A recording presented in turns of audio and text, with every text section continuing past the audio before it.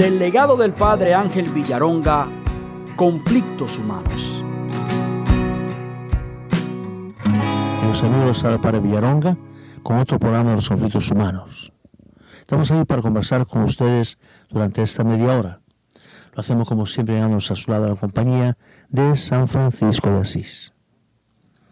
Dios excelso, Señor mío Jesucristo, ilumina, te lo pido humildemente, las tinieblas de mi alma. Dame fe recta, esperanza cierta y caridad perfecta. Haz que te conozca, Señor, y que en todo proceda según tu santa voluntad. Cuando hablamos de Dios, de su bondad, de los caminos que llevan a Él, esas virtudes teologales de la fe, de la esperanza en el sentido, y si humanamente lo tengo todo, ¿todavía Dios hace falta en mi vida? Porque yo entiendo que si me siento indigente, necesitado, pobre, pues criatura indefensa, yo recurro a Dios. ¿Y qué pasa cuando la vida nos bendice con bienes materiales? ¿Sigue siendo importante Dios? Hay un pensamiento que siempre me ha llamado la atención. El hecho de que Dios sea gratuito no quiere decir que sea superfluo. Es decir, Dios no me cuesta nada. Y a veces dicen que las cosas que no cuestan es porque no sirven. Pero con Dios no pasa eso. El hecho de que sea gratuito no quiere decir que sea superfluo. Y el hecho de que yo abunde en cosas no quiere decir que Dios viene sobrando. Hay un pensamiento que radica en muchas personas que abundan de bienes materiales. No necesitamos más a Dios. Claro que esas palabras en modo alguno las dice mucha gente en un tono arrogante. No lo dice pues enfrentándose ante Dios o ante un crucifijo y dice no te necesito más. No es cierto. Son sencillamente un hecho vivenciado por muchas personas de nuestros días que abundan en bienes materiales y que con su conducta, con su manera de actuar, están diciendo Dios viene sobrando. Lo tengo todo tan acomodado, estoy tan integrado a esta vida de bienestar, de poder, de placer, de fama, de fortuna, que realmente Dios viene sobrando. En el fondo dicen, tengo todo, y por lo tanto no necesito a Dios. Esa gente tan solo vuelve a acordarse de Dios cuando precisan de Él, en la necesidad extrema, en el desamparo, en la vejez, en un accidente, en la enfermedad. Sin duda alguna, nuestro bienestar actual, que Cristo llama riqueza, entraña peligros. El ser humano está fascinado de la posibilidad del placer y finalmente se convierte en un apasionado del goce, esclavo de Mamón, el dios de la riqueza del que habla Jesús en el Evangelio, esclavizado por el dinero, por el sexo, por los automóviles, por el poder, por las riquezas, por la belleza, por el Fausto, por el vicio. Jesús llama a esos viciados los ricos. No porque sea pecado ser rico. Ser rico es una bendición. Ojalá todos fuéramos ricos. Se acabarían muchas necesidades. Pero esos son ricos que ponen el corazón en esas cosas olvidándose de Dios. Por eso dirá Cristo una frase terrible, tremenda. Es más fácil que un camello pase por el ojo de una aguja que el que un rico entre en el reino de Dios. Esos ricos ya no tienen más tiempo para Dios, ni ningún interés por Él, porque otras cosas se les han vuelto más importantes. Cristo se lo predijo cuando recitó y dijo, no podéis servir a Dios y al dinero. De esa manera, esos adictos del bienestar se vuelven fácilmente ciegos y sordos para con Dios. En ellos se cumple lo que dijo Cristo. La preocupación de este siglo y el engaño de las riquezas sofocan la palabra de Dios y ella queda sin dar fruto. Su corazón está pendiente del dinero, de las diversiones, del buen vivir, del sexo, porque allí donde está vuestro tesoro, allí también estará vuestro corazón. Es importante que tengamos claras estas ideas. Fácilmente se puede hacer demagogia cuando se habla desde un estado de pobreza, de necesidad. Fácilmente se puede invitar a la violencia cuando se habla de un estado de necesidad. Pero se puede esgrimir el Evangelio para poner con el Evangelio una metralleta. Esto no aparece en el Evangelio. Vamos a estar claros. El rico sin corazón es condenado por Jesucristo. En la parábola del rico Epulón y del pobre Lázaro, el rico Epulón no fue condenado al infierno por rico. Falso. Quien haga esa interpretación evangélica está interpretando de manera marxista el Evangelio. Es falso. El rico Epulón del Evangelio fue condenado al infierno por no haber hecho caridad, por no haber compartido lo que tenía, por pasar todos los días delante de aquel pobre llamado Lázaro y no haber hecho nunca nada por él. El pecado de omisión del rico, ese fue su pecado. Ser pobre no es una virtud, es una deficiencia. La actitud del pobre Lázaro no fue que por simple pobre se fue al cielo, sino por pobre no vengativo, pobre no envidioso, pobre no malo, pobre no deseoso de que el rico lo perdiera todo para cogérselo él. Si hubiera sido un pobre amargado, resentido y envidioso, Lázaro tampoco hubiera ido al cielo. Hay que decir las cosas claras porque hay vientos de tercermundismo que envuelven muchas veces esa interpretación sociológica nada más y hasta marxista del Evangelio, lo cual es faltar y es traicionar la pureza de la palabra de Dios. Cristo nos mostró un camino hacia Dios, que también sigue teniendo validez para esa sociedad de bienestar de nuestros días, para los tiempos actuales, incluso más aún que para el tiempo de Cristo. Su doctrina sobre la pobreza. ¿Puede compararse la riqueza de hoy día con la riqueza del tiempo de Jesús? Por favor, no caigamos en esa trampa. Sin embargo, si a aquella sociedad medianamente, ligeramente rica, Cristo le propuso el ideal de la pobreza, ¿qué no dirá nuestra sociedad absolutamente rica? Y es la doctrina de la pobreza. Jesús entiende por pobreza la libertad del corazón para con Dios. El secreto está ahí, señores. Cristo no mide el más y el menos, la cantidad, los dividendos, no. Cristo entiende por pobreza la libertad del corazón para con Dios. No debes apasionarte por el dinero, porque al decir pobreza la gente siempre piensa en dinero, pero puede haber otras cosas que enorgullecen a la persona y que la atan el corazón. El automóvil, la comodidad, el lujo, el placer, el apellido, la nacionalidad, el color de la piel, lo que has estudiado. En esas situaciones puede haber mucha riqueza espiritual de la que hay que desprenderse para ser pobre de espíritu. Jesús exige de nosotros una lucha radical contra todas las cosas que pueden convertirnos en adictos, en tal manera que olvidemos a Dios.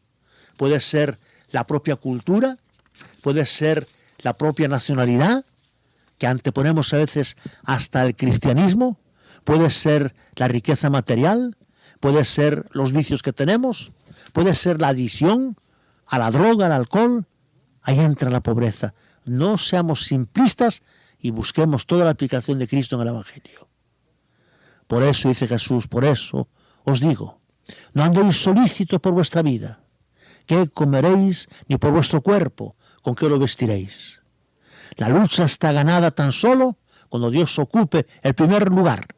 Ese primer lugar de nuestra vida, expresado por Jesucristo. Busquen primero el reino de Dios y su justicia. Lo demás os dará por añadidura. Que Dios ocupe el primer lugar. Si Dios ocupa el primer lugar, yo voy a aprender a compartir. No voy a ser acaparador, no voy a ser codicioso, no voy a ser avaricioso, no voy a ser envidioso.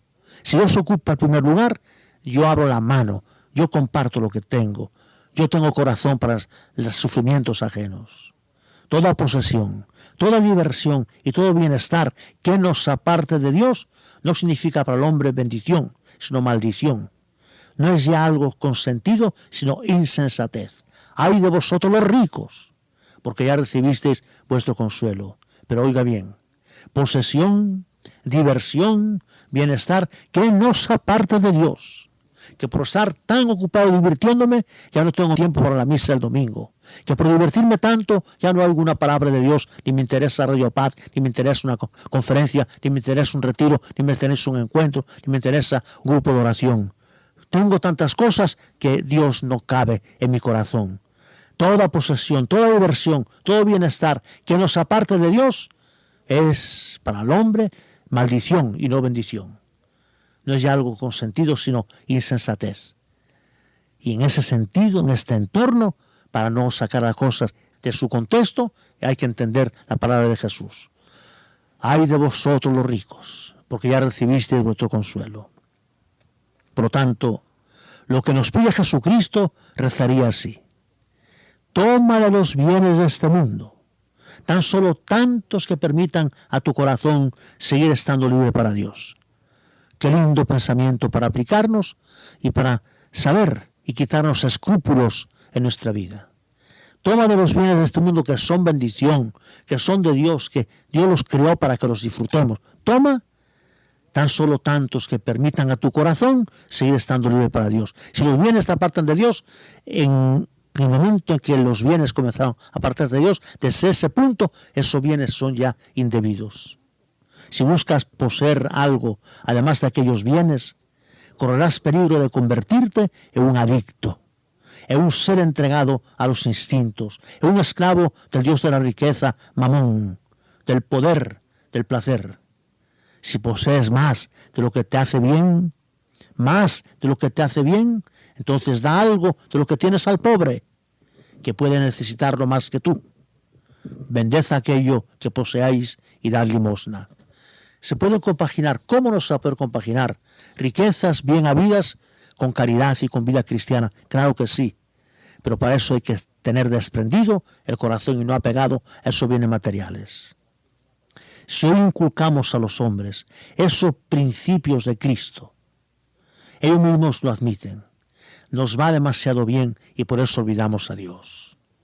¿Cómo puede tener un interés por Dios estando colmado solamente de cine, televisión, discotecas, cafeterías, revistas, diversiones, placeres, locales nocturnos?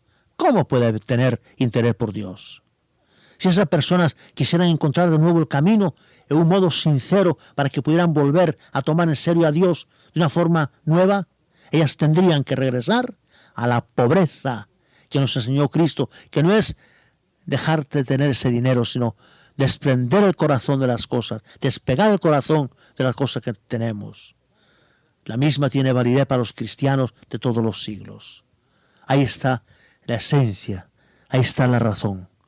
Y este es un criterio sano que tenemos que tener para no enjuiciar jamás mal a ningún rico, porque sabe Dios qué obras de caridad está haciendo.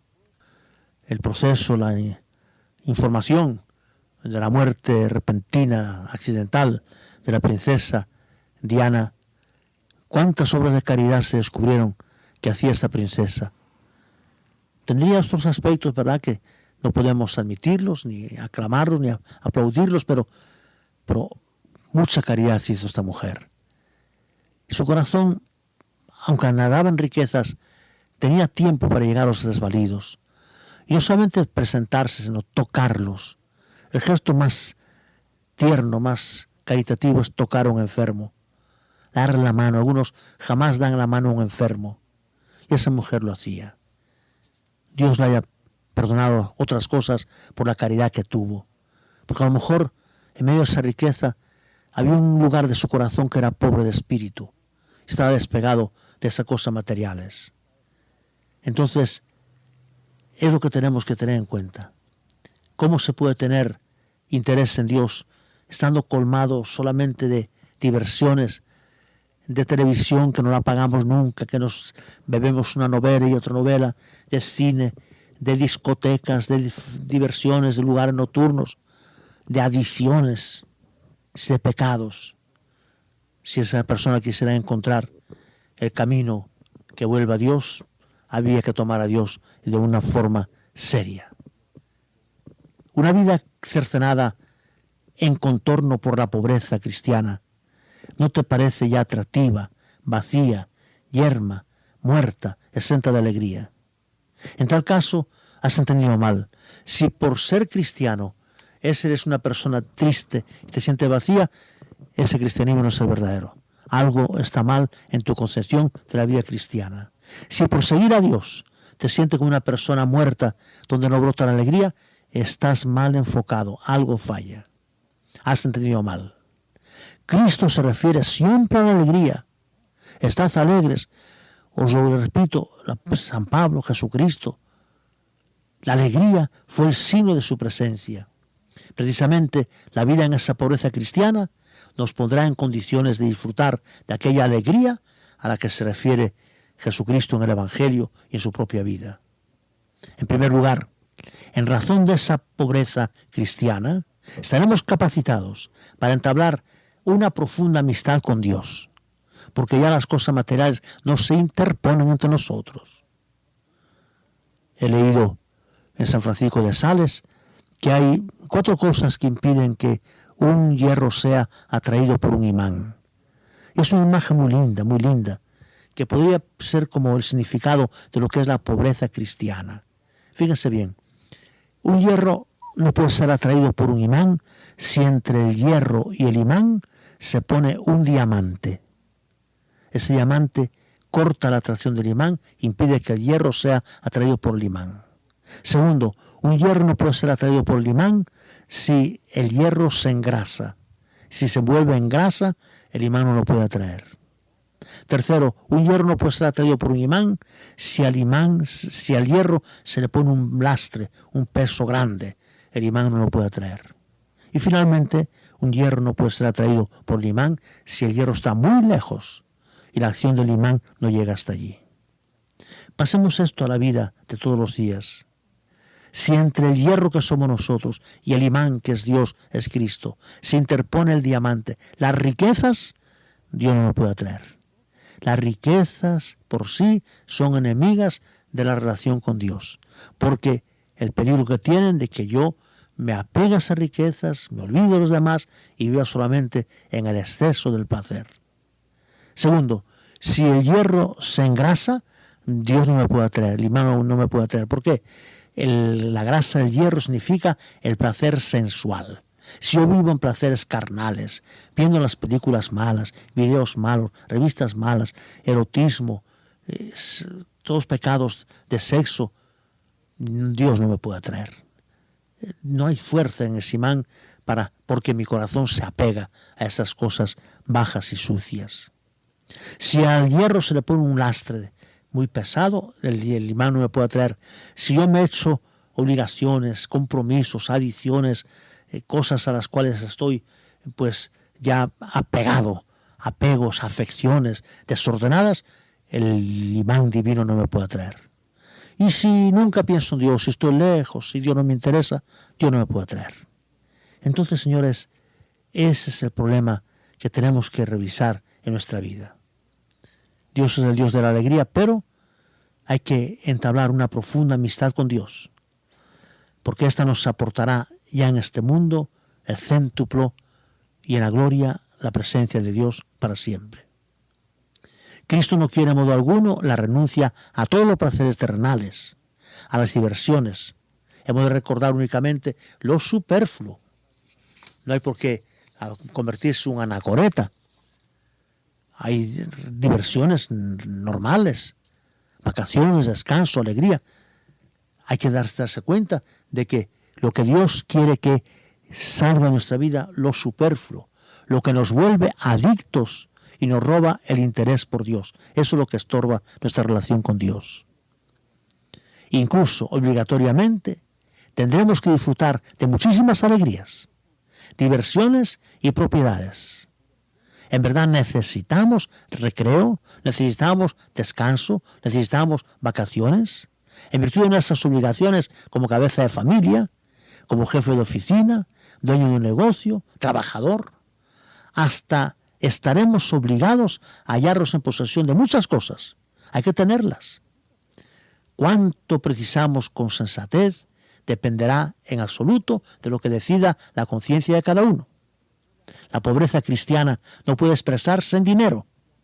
Una cosa es cierta, que todos los hombres que viven realmente esa pobreza de Cristo son en verdad seres alegres, personas que poseen la alegría en mayor medida que la mayoría de la gente en los parques de atracciones de la época del bienestar. Vayan ustedes a un convento de religiosas de clausura, entregadas totalmente a Dios. Vean la alegría que hay en esos conventos. Vean en esas comunidades religiosas que son felices. Y uno dice, pero si no tiene novio, si no tiene marido, no hace falta. Se han casado con Cristo. Y no se puede comparar la alegría de esas comunidades, de esas almas, de esas personas, incluso personas que no hay que ir a un convento, matrimonios alegres, que renuncian a tentaciones, que renuncian a traiciones y adulterios, que viven con el cumplimiento del deber, ocupados de su hogar, de su familia, de su casa, una alegría que no la hay en muchos lugares de diversión. Porque es la alegría interior, espiritual, que da esa pobreza, que no se refiere a que no tenga automóvil ni tenga casa propia, no es eso, sino el despego de las cosas que pueden apegar al corazón. Si de verdad quieres hallar y amar a Dios tal como predica Jesucristo, entonces tendrás que aprender aquella pobreza que enseña Jesús. No existe ningún amor profundo a Dios sin esa pobreza de corazón, sin ese desapego, sin ese abandonar lo superfluo y lo que estorba. No podéis servir a Dios y al dinero. ¿Lo crees? Millones de personas no lo han creído y lo han probado de otra forma, pero ninguno lo ha convertido en aquel tesoro escondido en un campo, en aquel centro de la vida al que se refiere Jesucristo. En la pobreza de corazón evangélica se decidirá ampliamente cuánto te importa Dios. Si Dios es lo primero, aunque sea bendecido por Dios, esos bienes son benditos, porque Dios es lo primero. Si los bienes son lo primero y Dios no tiene lugar, esos bienes son malditos, porque te han apartado de Dios.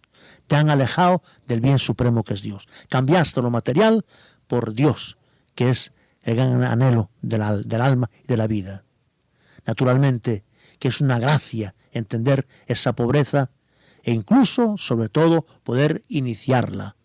Pero no es imposible. Y esa gracia se pide y se obtiene. Que entendamos que son transitorios los bienes de la tierra, como tantas veces lo hemos dicho en las oraciones, que disfrutando de las cosas materiales, porque Dios quiere, no nos apeguemos a ella hasta el punto que nos hagan perder los bienes del cielo. El que pueda entender, dice Jesucristo, entienda. Y para esto hay que hacer un esfuerzo. Hay que andar en las cosas de Dios. La primera bienaventuranza es maravillosa y con esa se abre el abanico de la felicidad humana traída por Dios a este mundo. Dichosos los que sois pobres, porque es vuestro el reino de los cielos. Pobres en este sentido, no que no tengamos nada, ni dar de comer a nuestros hijos, eso no es pobreza, es una indigencia que Dios no la quiere. Pobre es aquel que, aunque haya sido bendecido con bienes materiales, su corazón está tan despegado que sabe compartir, que sabe dar y no es esclavo de las cosas que le rodean. Dios es el principio y el sentido de su vida. Del legado del padre Ángel Villaronga, Conflictos Humanos.